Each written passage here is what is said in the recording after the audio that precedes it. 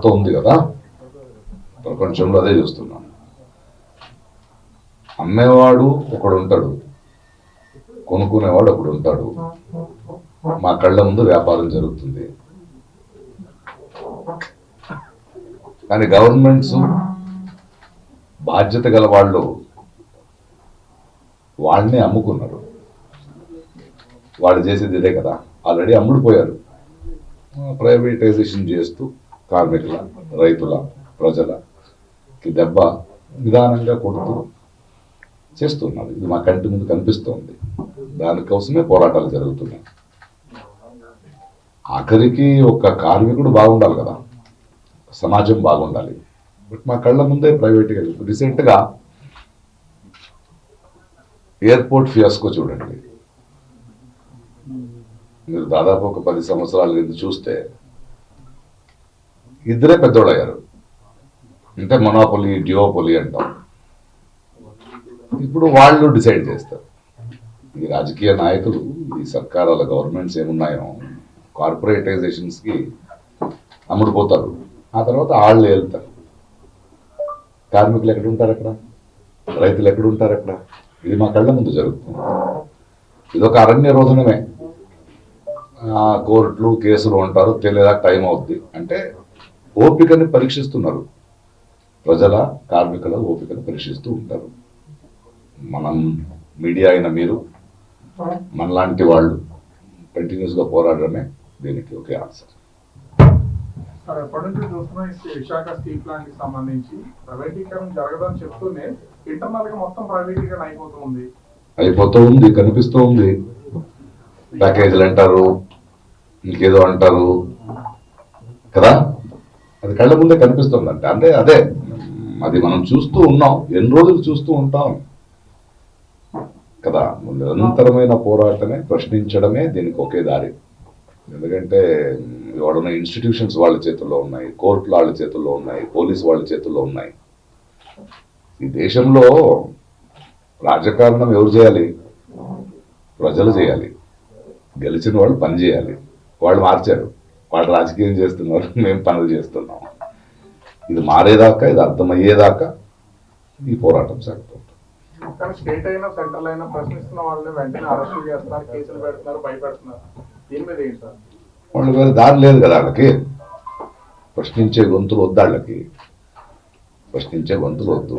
ఎవరు ప్రశ్నించినా అది అదే సర్వాధికారం, వేరే వేరే రూపంలో ఉంటుంది. స్టేట్ అయినా సెంటర్ అయినా, అప్పుడు సెంటరు స్టేటు వేరు వేరేగా ఉండేది. ఇప్పుడు స్టేట్లు కూడా కుమ్మకైపోతాయి. అందుకే అమ్ముడు పోయిన వాడి గురించి మాట్లాడాను నేను. As simple as that. Sir, 17 medical కాలేజీని ప్రైవేట్ పరం చేస్తున్నారు సార్. ప్రభుత్వ రంగంలో ఉంటే మంచిదా, ప్రైవేట్ వ్యక్తులు చెప్తే మంచిదా సార్? మీరు ఆలోచించండి సార్, ప్రైవేటైజేషన్స్ వల్ల మనం ఎలా కష్టపడుతున్నామని. కొందరికే డబ్బులు వెళ్ళిపోవడం, కొందరే ఏరడం, కొందరే డిసైడ్ చేయడం ఒక సామాన్య ప్రజకి ఎలా హెల్ప్ అవుతుంది? సర్వీస్ సెక్టర్స్ జనాలకు ఉపయోగపడాలి కదా. అది వ్యాపారీకరణం అయిపోతే, కొందరు మధ్య కేంద్రీకృత అయిపోతే you are giving power to them. ఆ ఒక గన్ను తన పాటు తను ఉంటుంది, చేతికి తీసుకుంటే నీలో ఉన్న మృగమే దానికి వస్తుంది కదా.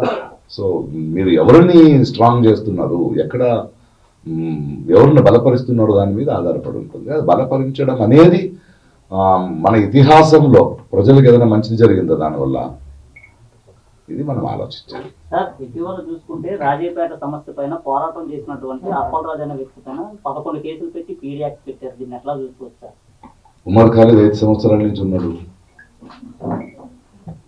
స్టాన్ స్వామికి ఒక స్ట్రా ఇవ్వలేదు. ఏముంది వాళ్ళ ఒక విచారణ కూడా. గౌరీ లంకేష్ ని చంపిన వాళ్ళు బెయిల్ మీద బయట వచ్చారు. ఉన్న రేప్ కేసులో ఉన్న వాళ్ళని ఇవాళ రిలీజ్ చేశారు. కనిపిస్తుంది కదా మనకి what they are trying to do. అందుకే వాళ్ళ ముందు సర్కారుల గవర్నమెంట్స్ పోలీస్ డిపార్ట్మెంట్ చేతిలో పెట్టుకునేది. సో పోలీసులు అంటే భారతదేశ ప్రజలు వెళ్ళడానికి భయపడేవాడు. ఇంటికి పోలీసు వచ్చాడంట, ఏమైందో, పోలీస్ స్టేషన్ ఏంటో అని. అప్పుడు ఒక మాట అనేవాళ్ళం మనం, కోర్టు ఉంది చూసుకుంటామని. కోర్టు ఉందో ముందు చూసుకునే ఒక నమ్మకం ఉండేది. ఇప్పుడు కోర్టు కూడా లేదు కదా చేతిలో, అంతే కదా. సో ఇది ఎన్ని రోజులు జరుగుతాయి, ఎన్ని రోజులు మనం సైలెంట్గా ఉంటాం. ఆఖరికి దెబ్బ మనకి, ప్రజలకి. ఎవరు మెజారిటీ, ఎవరు పర్మనెంట్, 5 సంవత్సరాలకు ఒకసారి వచ్చి వెళ్ళేవాళ్ళ కదా. సెంటర్ లో మోడీ అవలంబిస్తున్న విధానాలు అసలు ఎవరి కోసం అనుకోవాలి? మీరే అన్నారు ఆ ఇద్దరు అని, ఇద్దరు కోసం నడుస్తుందా, ప్రజలకు మేలు చేయడం కోసమా? ఇప్పుడు ప్రాబ్లం ఏంటంటే మీకు తెలిసిన ఆన్సర్ నా దగ్గర నుంచి ఎక్స్పెక్ట్ చేస్తాను. అందరికీ అన్నీ తెలుసు, మహాప్రభు గురించి అందరికీ అన్నీ తెలుసు, అంతే కదా. సార్ ఇండిపెండెంట్ మీడియా అదే మెయిన్ స్ట్రీమ్ మీడియా ఈ రెండింటి ప్రభుత్వాలు ప్రశ్నించడంలో ఏ స్థాయిలో ఉందని మీకు అనిపిస్తుంది? మెజారిటీ అమ్ముకున్నారు కదా మీడియా కూడా, సిగ్గులేక. ఎంత పెద్ద పాపం చేస్తున్నారు, ఎవరి కోసం మాట్లాడి. ఇవాళ హెడ్లైన్స్ ఎవరిది వస్తుంది, ఏమొస్తుంది? హిందూ ముస్లిం వస్తుంది, మతీయవాదం వస్తుంది. మంచిది గొంతు లెత్తే ధ్వనులు మీడియాలో వస్తారా? కళ్ళ ముందే కదా. అట్లీస్ట్ కొంచెం ఇండిపెండెంట్ మీడియాలో అయినా కొంచెం మాట్లాడుతున్నాయి, దాని మీద కూడా కదా కేసులు జరుగుతున్నాయి కదా. బట్ ఒకటి సత్యాన్ని ఎవరు ఆపలేరు, అది నిరంతరం. ఏంటి నిరంతరంగా పోరాటం ఒకటే మనకు తెలుసు. మనం బ్రతుకున్న కాలంలోనే విజయం జపించాలి, మంచిదవుతున్న అవసరం లేదు. మా ముందు ఎంతమంది పోరాడితే మాకు ఈ గొంతు వచ్చింది. వాళ్ళ త్యాగం ముందు మన త్యాగం ఎంత? కొంచెమైనా ప్రజలు, మీడియా, మీరు మీ మధ్యలో మీరే, మీకే తెలుసు. మీ ఓనర్స్ ఎవరు పంపించేటప్పుడు చెప్పి పంపిస్తారు కదా, ఎలాంటి ప్రశ్న ప్రకాష్ రాజ్ గారు వచ్చారు కొంచెం ఎదిగించండి అని. మీరేం చేస్తారు? జీవనోపాయం సార్, మీరంటే చాలా ఇష్టం, బట్ ఆ ప్రశ్న నేను అడగాలి కదా ఉంటాం. మరి నేను చెప్పిందంతా ఎక్కడ ప్రింట్ అవుద్ది? స్పెల్లింగ్ మిస్టేక్ తో మీరే ప్రింట్ చేస్తారు కదా. ఇవన్నీ జరుగుతున్నాయి, జనాలకి అర్థమవుతుంది. అది నిరంతరంగా మనం ప్రశ్నించడం వల్ల, భయపడకుండా ఉండడం వల్ల, ఇలాంటి లీడర్స్ ఉండడం వల్ల, ఇలాంటి సిఐటిలు ఇవన్నీ ఉండరు. రీసెంట్ గా బెంగళూరులో, కర్ణాటకలో కాంగ్రెస్ గవర్నమెంట్ 1700 acres ల్యాండ్ ని, ఒక వెరీ అగ్రికల్చరల్ ల్యాండ్ ని ఏదో కారిడార్ తీసుకోవాలంటే మనం పోరాటం చేసాం. అప్పుడు రైతు సంఘ వాళ్ళు, సిఐటి వాళ్ళు, వీళ్ళందరూ కలిస్తే గవర్నమెంట్ వెనక్కి తీసుకొని వదిలేసింది. అలాంటి పోరాటాలు మనకి చాలా స్ఫూర్తిని, చైతన్యాన్ని ఇస్తున్నాయి. అంటే ప్రశ్నించే గొంతులు ఒక్కసారి కలిస్తే పీపుల్ విల్ కమ్ అని. సార్, విశాఖ నగరంలో వేల కోట్ల రూపాయలు విలువ చేసే భూములను 99 పైసలకి కట్టబెడుతున్నారు సార్. నప్పుదానం అంటారా సార్? మంచిది కాదు కదా, మీకు తెలుసు కదండి. ప్రకాష్ రాజ్ గారు నోటించే రావాలా అది? అంటే మీలాంటి చెప్తే కొంతమందికి చెప్పాను కదా, మీరు విన్నారు, నేను నవ్వాను, అందరికి తెలుసు అన్నారు. Sir, even the Indian film industry of late has been generating propaganda films like the Kashmir Files, Kerala Story. దాన్ని ఫైల్స్ అంటాను నేను, ఫైల్స్ అన్నా. Kashmir Files, Kerala Story, and now the Durandar. So, what do you think about this kind of propaganda? Think ఏంటంటే, మేము media అనుకున్నట్టే cinema ఇండస్ట్రీలో కూడా అందరూ అమ్ముకున్నారు. అండ్ చాలా సినిమా, దాని మాధ్యమం నుంచి అయ్యే ప్రేరణ ఆర్ ఇన్ఫ్లుయెన్స్ ఈ రాజకీయ పార్టీకి బాగా తెలుసు. So they invest lot of money into it. దీన్ని చాలా 4 సంవత్సరాల ముందే చెప్పారు. Lot of crores of rupees invest చేస్తున్నారు. కేరళ ఫైల్స్ అంటారు, ఇంటారు. దానికి మన మహాప్రభు ప్రధానమంత్రి లేదు, దానికి ఈవెంట్ మేనేజ్మెంట్ కింద దానికి ఇది కూడా చేస్తారు కదా ఆయన. కేరళ ఫైల్స్ చూడండి అంటారు.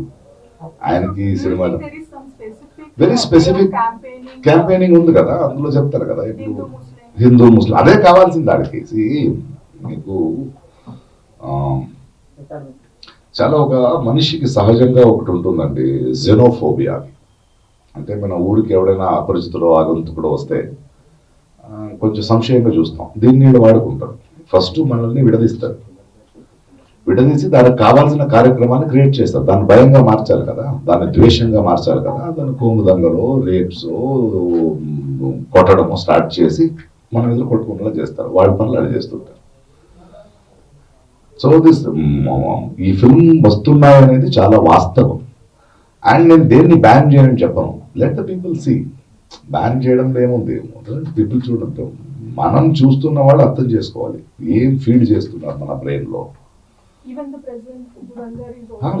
ఏం ఫీడ్ చేస్తున్నారు వాళ్ళు.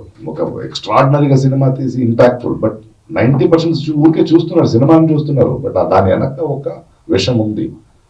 ఆ విషయాన్ని ఎలా వేయాలి? సో వాళ్ళు ఎందుకు ఇలా చేస్తున్నారు, వాళ్ళతో గొడవ పెట్టలేదు. ఎందుకంటే వాళ్ళు చేస్తారు. ఎందుకంటే దే వాంట్ టు సర్వైవ్. ఇప్పుడు కుర్చీ గట్టిగా ఉండాలంటే అబద్ధాలతో భయంని వ్యాపించి కట్టిన ఒక సామ్రాజ్యం అబద్ధాలతోనే బ్రతకాలి. నేను మీరు ఎప్పుడు రియలైజ్ అవుతాం దాన్ని? మా పిల్లల భవిష్యత్తు గురించి మాట్లాడుతున్నారా, ఒక యువకుల గురించి మాట్లాడుతున్నారా, మనకి నిజమైన కల్చర్ గురించి మాట్లాడుతున్నారా, గుణాల గురించి మాట్లాడుతున్నారా? Are we happy as a nation? Are we earning? కొంచెం మనకి ఎలా అంటే ఈ కప్ ఉంది కదా, ఆ కప్పుని ఒక చిన్న వెజల్లో వేస్తే ఇప్పుడు కోల్డ్ వాటర్ ఉంటుంది, వేడి నీళ్ళు వేస్తే జంపేస్తుంది. ఇది పెట్టే తర్వాత కింద నిప్పు పెడతారు వాళ్ళు. ఇది అలవాటు అవుతూ వెళ్తుంది. ఏదో ఒక పాయింట్లో భరించలేదు. మనిషి వికాసంలో ఇంత క్రౌర్యాన్ని, ఇంత అన్యాయాన్ని భరించలేదు. బికాజ్ ఇది మనం హిట్లర్ నుంచి చూస్తున్నాం, ముసోలి నుంచి చూస్తున్నాం. అక్కడి నుంచి ఇతిహాసం నుంచి మనం పాఠం నేర్చుకోవాలి తప్పితే ఇంకేముంది. అండ్ ఎప్పుడు దాకా ప్రజలకి ఇది నా దేశం, రాజకీయం చేయాల్సింది నేను, వాళ్ళ కాదు, వాళ్ళు మాకు భిక్ష చేయట్లేదు అని మనకి అర్థమవ్వదు, అప్పుడు దాకా ఇలా ఉంటుంది. Sir, even coming to the Kannada film industry,